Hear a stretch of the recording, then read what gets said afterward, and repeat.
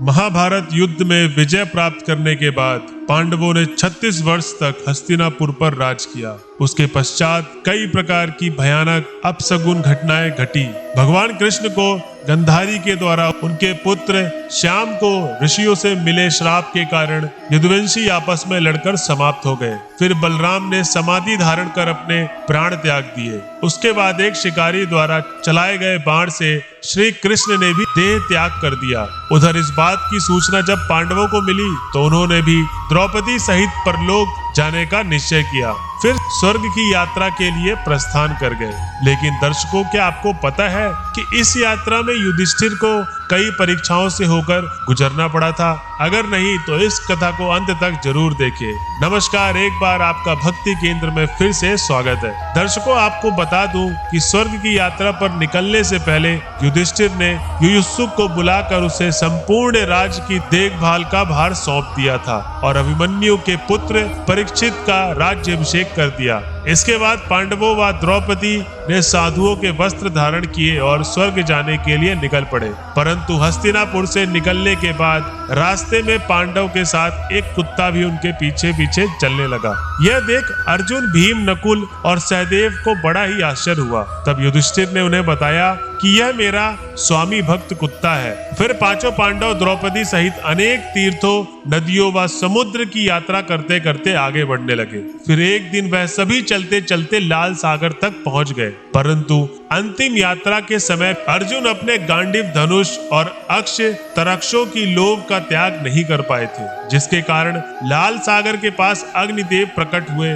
और उन्होंने अर्जुन से गांडीव धनुष अक्ष तराशकों का त्याग करने को कहा। तब अर्जुन को ना चाहते हुए भी इन दोनों का त्याग करना पड़ा। फिर पांडवों ने पृथ्वी की परिक्रमा पूरी करने की इच्छा से उत्तर दिशा की ओर यात्रा आरंभ की। इसी तरह यात्रा करते करते पांडव हिमालय तक पहुंच गए, जहां उन्हें केदारनाथ में शिव के दर्शन हुए और उन्हें बंधु बांधवों की हत्या के पाप से मुक्ति मिली। फिर शिव ने उन्हें स्वर्ग का मार्ग बताया। पांडव आगे बढ़े तो उन्हें बालू से भरा समुद्र दिखाई पड़ा। इसके बाद उन्होंने सुमेरु पर्वत के दर्शन किए। फिर भी सभी सशरीर स्वर्ग की ओर बढ़ने लगे। तभी इंद्र वहां प्रकट हुए और उन्होंने पांडवों से कहा कि मैं तुम लोगों को लेने आया हूँ। तब युधिष्ठिर ने कहा, हे प्रभु, मुझे क्षमा करें, हम लोग आपके साथ स्वर्ग नहीं जा सकते, क्योंकि हम सभी मनुष्य हैं और हमारे लिए अपने बल पर ही स्वर्ग की यात्रा करनी उचित होगी। युधिष्ठिर के मुख से ऐसी बात सुनकर देवराज इंद्र प्रसन्न हुए और वह वहां से चले गए। इसके बाद पांचों पांडव, द्रौपदी तथा वह कुत्ता तेजी से आगे बढ़ रहे थे। तभी द्रौपदी लड़खड़ाकर गिर गई। यह देख भीम ने युधिष्ठिर से पूछा कि द्रौपदी ने तो कभी कोई पाप नहीं किया, तो फिर क्या कारण है कि सबसे पहले वह नीचे गिर पड़ी? तभी युधिष्ठिर ने कहा कि द्रौपदी हम सभी में से अर्जुन से सबसे ज्यादा अधिक प्रेम करती थी, इसलिए उसके साथ ऐसा हुआ। ऐसा कहकर युधिष्ठिर द्रौपदी को देखे बिना ही आगे बढ़ गए। फिर थोड़ी देर बाद सहदेव भी गिर पड़े। तभी भीम ने पुनः युधिष्ठिर से पूछा कि सहदेव किस कारण से गिरे? युधिष्ठिर ने बताया कि सहदेव किसी को अपने जैसे विद्वान नहीं समझता था, इसी दोष के कारण इसे आज गिरना पड़ा। इसी तरह कुछ देर बाद नकुल भी गिर पड़े और युधिष्ठिर ने बताया कि नकुल को अपने रूप पर बहुत अभिमान था, इसलिए आज इसकी यह गति हुई है। उसकी थोड़ी देर बाद अर्जुन भी गिर पड़े। यह देख युधिष्ठिर ने भीम को बताया, अर्जुन को अपने पराक्रम पर अभिमान था। अर्जुन का मानना था कि वह एक ही दिन में शत्रुओं का नाश कर देगा, लेकिन वह ऐसा कभी नहीं कर पाया। इसी अभिमान के कारण अर्जुन की आज यह हालत हुई है। ऐसा कहकर युधिष्ठिर आगे बढ़ गए और थोड़ी देर आगे चलने पर भीम भी गिर गए। जब भीम ने युधिष्ठिर से इसका कारण पूछा तो उन्होंने बताया कि तुम खाते बहुत थे और अपने बल का झूठा प्रदर्शन करते थे, इसलिए तुम्हें आज भूमि पर गिरना पड़ा। यह कहकर युधिष्ठिर आगे चल दिए।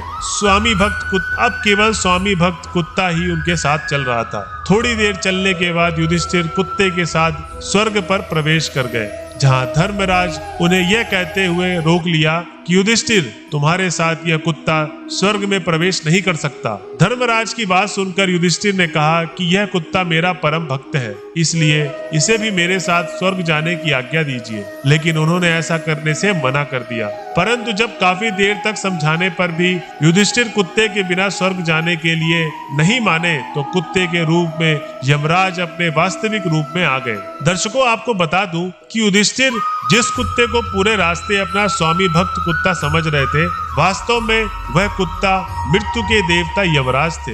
युधिष्ठिर को अपने धर्म में स्थित देखकर यमराज यानी धर्मराज बहुत ही प्रसन्न हुए।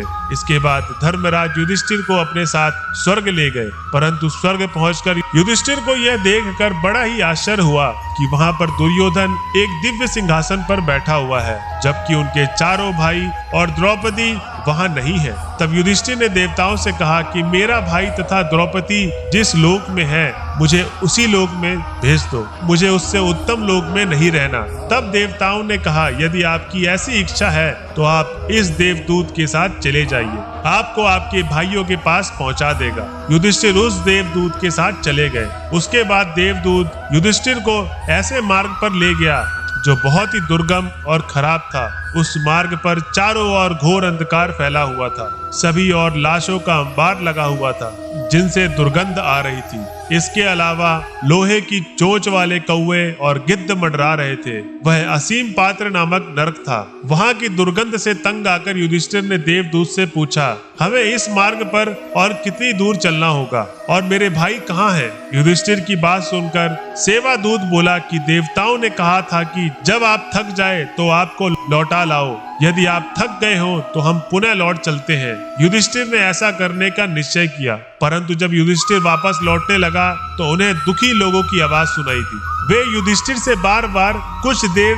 वहीं रुकने के लिए कह रहे थे। उन आवाजों को सुनकर युधिष्ठिर ने जब उनसे परिचय पूछा तो उन्होंने कर्ण, भीम, अर्जुन, नकुल, सहदेव व द्रौपदी के रूप में अपना परिचय दिया। तब युधिष्ठिर ने उस दूत से कहा कि तुम पुनः देवताओं के पास लौट जाओ। मैं यहीं रहना पसंद करूंगा अपने भाइयों के साथ, क्योंकि मुझे यही सुख मिलता है और मैं यही दुर्गम स्थान पे रहूंगा। उसके बाद देवदूत ने यह बात जाकर देवराज को बता दी। फिर कुछ क्षण पश्चात सभी देवता भी युधिष्ठिर के पास आ गए। देवताओं के आते ही वहां सुगंधित हवा चलने लगी, चारों ओर उजाला हो गया। यह देख युधिष्ठिर ने देवताओं से पूछा, हे देवगण, मुझे पहले आप यह बताइए कि यह सब क्या है? तब देवराज इंद्र ने युधिष्ठिर को बताया कि तुमने अश्वत्थामा को मारने की बात कहकर छल से द्रोणाचार्य का वध करवाया था। इसी परिणाम स्वरूप तुम्हें छल से कुछ देर नरक के दर्शन करने पड़े।